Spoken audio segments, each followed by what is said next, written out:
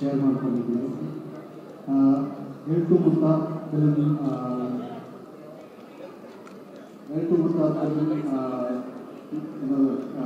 Team ಕಡೆಯಿಂದ thank you very much ಇಲ್ಲಿ ಬಂದಿದ್ದಕ್ಕೆ.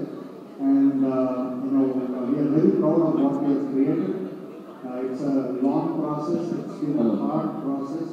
ಬಟ್ ಇವತ್ತು ಔಟ್ಪುಟ್ಟು ರಿಯಾಕ್ಷನ್ ನೋಡೋದ್ರಲ್ಲಿ ನನಗೆ ಭಾಳ ಖುಷಿ ಆಯಿತು. Thank you very much for the entire team for having delivered more than what they promised. So thank you. And now you read our questions again. We will answer whatever questions you have. Before that, I want to pass it on to the director. And director probably Hanuman. Sorry, more guys. And if ನೋಡಿದಲ್ಲಿ ನಿಮ್ಗೆ ಇಷ್ಟ ಆಗಿದೆ ಅಂತ ಅನ್ಕೊಳ್ತೀನಿ. ಸಾಕಷ್ಟು ವಿಷಯಗಳನ್ನ already ಹಂಚ್ಕೊಂಡಿದ್ದೀವಿ. So trailer teaser ನೋಡಿದ್ದೀರಾ, ನಮ್ಮ songs ಹೇಗಿದೆ ಅಂತ ನೋಡಿದ್ದೀರಾ. ಸೊ ನೀವು ಪ್ರಶ್ನೆ ಕೇಳಿದ್ರೆ ನಮಗೆ ಯೇಸು ಸರ್, ಇಲ್ಲಿ ಆ ಟ್ರೈಲರ್ ಎಲ್ಲ ಸ್ಟೇಟ್ ಅಂತ ಹಾಕಿದ್ರು. ಇವಾಗ ನಮ್ಮ ಹೀರೋಯಿನ್ ನಮ್ಮ ಪ್ರಿಯಾಂಕಾ ಮಳಲಿ ಶುರು ಮಾಡೋಣ.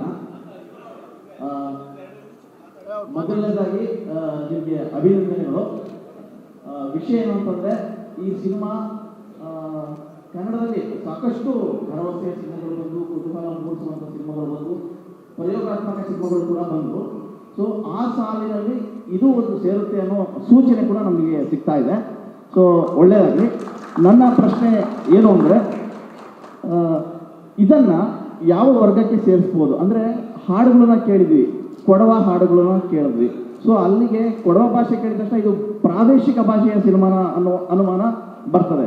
ಕನ್ನಡ ಸಿನಿಮಾ ಹೌದು, ಕೇಳಿದ ತಕ್ಷಣ ಎಲ್ಲೋ ಒಂದು ಕಡೆಗೆ ಅನುಮಾನಗಳು, ಪ್ರಶ್ನೆಗಳು ಬರ್ತವೆ. ಇದಕ್ಕೆ ನಿರ್ದೇಶಕರು ಉತ್ತರ ಕೊಟ್ಟರೆ ಚೆನ್ನಾಗಿರುತ್ತೆ.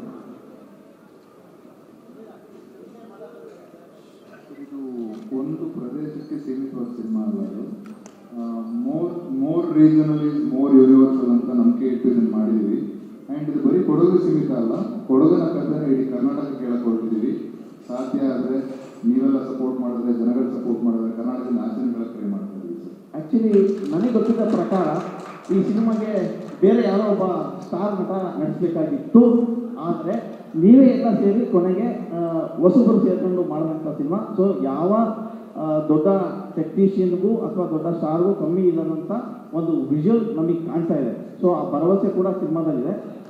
ಶುರುವಾಗಿದ್ದು ಹೇಗೆ, ಮತ್ತು ಶುರುವಾದ ಮೂಮೆಂಟಲ್ಲಿ ನಿಮಗೆ ಈ ಲೆವೆಲಿನ ವಿಜುವಲ್ ತರ್ಬೋದು ಅಂತ ಅನಿಸ್ತಾ? ಸರ್, ಒಂದು ಈ ಸಿನಿಮಾಗೆ ನಾವು ಯಾವುದು ಸ್ಟಾರ್ನ ಇಟ್ಕೊಂಡು ಮಾಡಬೇಕು ಅಂತ ನಾವು ಪ್ರಯತ್ನ ಮಾಡಲಿಲ್ಲ. ನಾವು ಈ ಫೀಚರ್ ಫಿಲ್ಮ್ ಮಾಡೋಕ್ಕೆ ಮುಂಚೆ ನಮ್ಮ ಸಣ್ಣದೊಂದು ಟೀಸರ್ ಮಾಡಿದ್ವಿ. ಅವಾಗಲೇ ಫಿಕ್ಸ್ ಆಗಿದ್ವಿ ನಮ್ಮ ಶೌರ್ಯ ಸರ್ ಅಂದರೆ ಅವರೇ ಮೊತ್ತ ಹಾಕಬೇಕು ಅಂತ. ಆ ಟೀಸರ್ ಮಾಡಿದ್ಮೇಲೆ ನನಗಂತ ಆಸ್ ಎ ಡೈರೆಕ್ಟರ್ ಇನ್ನೂ ಕಾನ್ಫಿಡೆನ್ಸ್ ಜಾಸ್ತಿ ಆಯಿತು. ಸೇಯಿಂಗ್ ಮೊತ್ತನ ಈಗಿರೋ ಮೂಮೆಂಟ್ ಇವ್ರನ್ನ ಬಿಟ್ಟರೆ ಬೇರೆ ಮಾಡೋಕ್ಕಾಗಲ್ಲ ಅಂತ ಅನ್ನಿಸ್ತು. ನಾನು ಅಲ್ಲಿಂದ ಇದು ಬೆಳೀತಾ ಹೋಗ್ತು ಸರ್. ಆ ಸಣ್ಣ ಟೀಸರ್ ನೋಡಿ ಸತ್ಯ ಸರ್ ನಮ್ಮಲ್ಲಿ ಭರವಸೆ ಇತ್ತು. ಹೇಳ್ತು ಮುತ್ತ ಸಿನಿಮಾ ಕಂಪ್ಲೀಟ್ ಆಯಿತು. ಕಂಪ್ಲೀಟ್ ಆದಮೇಲೆ ಒಬ್ಬರು ದೇವಯಾನ ಅಂತಿದ್ದಾರೆ, ಅವ್ರ ಮೂಲಕ ಪವಿಂದ್ರ ಸರ್ ನಮ್ಮ ಸಿನಿಮಾ ನೋಡೋದ್ಮೇಲೆ ಅವರು ಇನ್ನಷ್ಟು ಭರವಸೆ ಬಂದು ರಿಲೀಸಿಂಗ್ ಪಾರ್ಟ್ನರ್ ಮುಂದೆ ಬಂದಿದ್ದಾರೆ. ಅದೇ ರೀತಿ ಅಕ್ಷಯ್ ಇಂದ್ರ ಸರ್ ಮತ್ತು ಶ್ರೀಧರ್ ಕಪ್ಪ ಅವರನ್ನು ಕೈ ಜೋಡಿಸಿದ್ದಾರೆ. So these the journey sir. Producer sir, ಈ ಒಂದು BGMಗೆ ಆ BGM ಸಾಂಗ್ ಮೇಲೆ ವರ್ತ ಮಾಡಿದ್ರೆ ಇಷ್ಟೊತ್ತು ನಿಮ್ಮ ಪ್ಯಾಷನ್ನು ಮತ್ತು ಖರ್ಚು ಮಾಡೋದು ಕಾಣ್ತಾ ಇದೆ ಸಿನಿಮಾಗೆ ಒಳ್ಳೆಯದಾಗೋದು ಅಂತ ನಮ್ಮೆಲ್ಲರ ಅಭಿಲಾಷೆ ಕೂಡ. ಆದರೆ ಇದು ಕೊಡಗು ಭಾಷೆ ಅಂತ ಕನ್ನಡ ಎರಡು ಮಿಕ್ಸ್ ಮಾಡಿ ಸಿನಿಮಾ ಆಗಿರುತ್ತೆ. ಯಾವ ಥರ ಸಿನಿಮಾ ಒಳಗಡೆ ಲ್ಯಾಂಗ್ವೇಜ್ ಕನ್ನಡ ಮತ್ತು ಕೊಡಗು ಎರಡೂ ಇರುತ್ತಾ ಅಥವಾ ಬರೀ ಕನ್ನಡದಲ್ಲಿ ಇರುತ್ತಾ?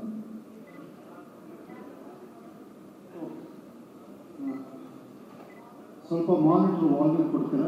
ಮಾನಿಟರ್ ಒಂಚೂರು ವಾಲ್ಯೂಮ್ ಕೊಡಿ ಪ್ಲೀಸ್. ಸೊ ಮಾನಿಟರ್ ಒಂಚೂರು ವಾಲ್ಯೂಮ್ ಕೊಡಿ. ಪ್ರಶ್ನೆಗಳು ಗೊತ್ತಾಗ್ತಾ ಇಲ್ಲ ಇಲ್ಲಿಂದ. ಓಕೆ. ಇದರಲ್ಲಿ ಒಂದು 10% ಒಂದು ಸೆಂಟೆನ್ಸಲ್ಲಿ ಯಾವುದೋ ಒಂದು ಕಡೆ ಒಂದು ಕೊಡುವ ಭಾಷೆ ಬರುತ್ತೆ. ಬಟ್ ಮ್ಯಾಕ್ಸಿಮಮ್ ಕನ್ನಡದಲ್ಲೇ ಇದೆ. 90% ಕನ್ನಡದಲ್ಲೇ ಇದೆ. ಒಂದು 10% ಅಲ್ಲಲ್ಲಿ ಕೊಡುವ ಭಾಷೆಗಳು ಬರುತ್ತೆ. ನಾವು ಏನಕ್ಕೆ ಅದು ಇಟ್ಟಿದ್ದೀವಿ ಅಂದರೆ ನೇಟಿವಿಟಿ ಲೂಸ್ ಆಗಬಾರ್ದು ಅಂತ. ಸೊ ಕೆಲವು ಸೆಂಟೆನ್ಸು ಆ ಭಾಷೆಯಲ್ಲಿ ಅಲ್ಲಿರುವಾಗ ಹೇಳಿದ್ರೇ ಅದು ಚೆನ್ನಾಗಿರುತ್ತೆ. ಅದಕ್ಕೆ ಈ ಒಂದು ನಿಮಿಷ.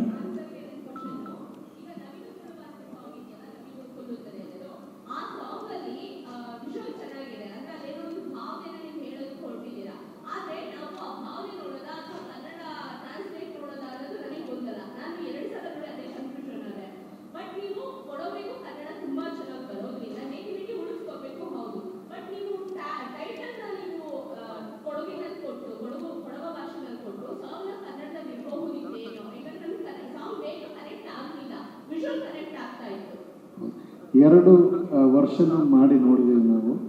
ನಮಗೆ ಆ ಫಿಲ್ಮಲ್ಲಿ ಆ ವೆಯ್ಟು ಈ ಥರ ಒಂದು ಲ್ಯಾಂಗ್ವೇಜಲ್ಲಿ ಬರುವಾಗ ಅದು ಅಗ್ರೆಷನ್ ನಮಗೆ ಬಂತು. ಅದಕ್ಕೆ ನಾವು ರಿಟೈನ್ ಮಾಡಿದ್ದೀವಿ. ನೀವು ಹೇಳಿದ್ದು ಕರೆಕ್ಟು. ಕೆಳಗೆ ಕನ್ನಡದಲ್ಲಿ ಸಬ್ ಟೈಟಲ್ಸ್ ಬರ್ತಾಯಿತ್ತು. ಅದು ಜನರಲಿ ಎಲ್ಲರಿಗೂ ಅರ್ಥ ಆಗಬೇಕಂತ ಹಾಕಿದ್ದೀವಿ. But we felt that the words which we used in Kodava that stood higher. Sir, ಈಗ ಈ ಹೈಫೈ ಸ್ಟುಡಿಯೋಸು ಮತ್ತು AC22 ಈ ಎರಡು ಕೊಲಾಬ್ರೇಷನ್ ಹೇಗಾಯಿತು? ಸೊ ಏನಿದೆ ಪ್ರೊಡಕ್ಷನ್ ವರ್ಕ್ ಮಾಡೋ ಉದ್ದೇಶ, ಬೇರೆ ಇಂಟೆನ್ಷನ್ ಏನೇನಿದೆ ಅಂದರೆ ಇನ್ನೂ ಬೇರೆ ಬೇರೆ ಸಿನಿಮಾ ಪ್ರಾಜೆಕ್ಟ್ಸು? ಸರ್, ಅದು ಅದ್ಭುತವಾದ ಕ್ವೆಶ್ಚನ್. ನಾನು ಹೇಳೋದಕ್ಕಿಂತ ಪವೀಂದ್ರ ಸರ್ ಹೇಳಿದರೆ ಚೆನ್ನಾಗಿ ಇರುತ್ತೆ. ಅವ್ರು ಹೇಳೋದು ಕರೆಕ್ಟಾಗಿರುತ್ತೆ. ಎಲ್ಲರಿಗೂ ನಮಸ್ಕಾರ. ಸಾರಿ, ಜಾಸ್ತಿ ಟೈಮ್ ತೊಗೊಳ್ಳಲ್ಲ. ನಾನು Sathya sir actually business related friends.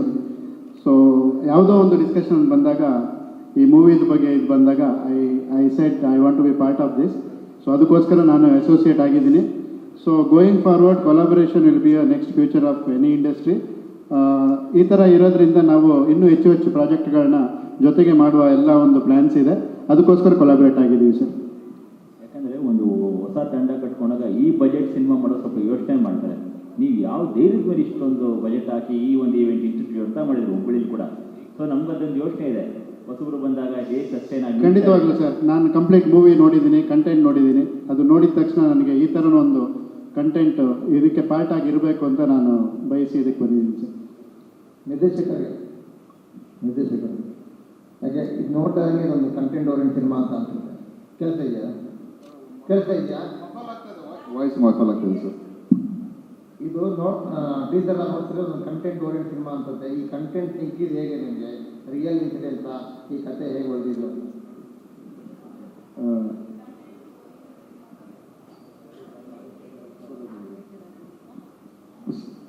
Sir, ಇದು ಕಂಟೆಂಟ್ ಓರಿಯೆಂಟೆಡ್ ಸಿನಿಮಾನೇ. ಈ ಕತೆ ಹೇಗೆ ಬಂತು ಅಂತ ಹೇಳಿದ್ವಿ. ಇದು ಮಡಿಕೇರಿನಲ್ಲಿ ನಡೆಯೋ ಕತೆ, ಅಂದರೆ ಕೊಡಗುನಲ್ಲಿ ನಡೆಯೋ ಕತೆ. ನಾನು ಕೊಡಗಿನವನೇ. ಸೊ ಅಲ್ಲಿ ಜನಗಳನ್ನ ನೋಡಿದ್ದೀನಿ. ಈ ಜನಗಳೆಲ್ಲ ನಮ್ಮ ಕಣ್ಮುಂದೆನೇ ಬದುಕಿದ್ದವರು, ಕೆಲವರಿಗಿಲ್ಲ, ಇನ್ನು ಕೆಲವರು ಇದ್ದಾರೆ. ಸೊ ಅವ್ರು ನಮ್ಮ ಮುಂದೆ ಇದ್ದರು, ಬದುಕಿದ್ರು, ಹೋದ್ರು ಅನ್ನೋದು ಕೆಲವರಿಗೆಲ್ಲ ಗೊತ್ತೇ ಇಲ್ಲ. ಅವರ ಜೀವನ ಹೇಗಿತ್ತು ಅನ್ನೋದನ್ನ ಹೇಳೋದಕ್ಕೆ ಟ್ರೈ ಮಾಡಿದ್ವಿ.